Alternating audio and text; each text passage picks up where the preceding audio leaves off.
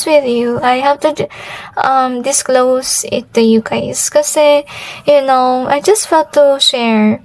Pero wag kayong mabahala at matakot kasi itong message na to guys, talagang galing ito sa Panginoon na nabanggit sa akin kagabi.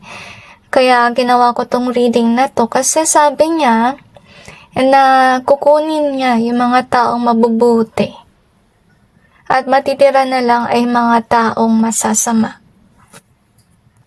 Yung dahilan ng Panginoon kung bakit niya to gagawin, kasi, gustong ipakita ng Panginoon yung kahalagahan ng mabubuting tao. Kasi pansin mo sa iyong reading, na yung mga masasama na yan, yung nalungkot ako dito na part. Kasi, kung sino man yung tao nagka-curse sa kanya, ito yung tao na minahal niya, malapit sa kanya.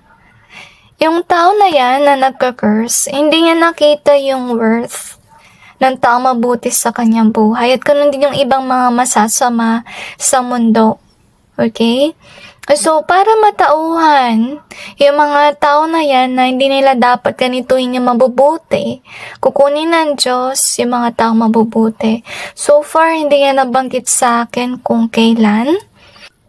Pero I think na malapit na siguro kasi last year, mga December, actually God asked me to preach about confession.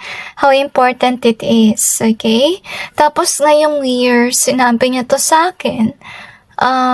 Actually, masakit for me. Kasi siguro malapit na nga.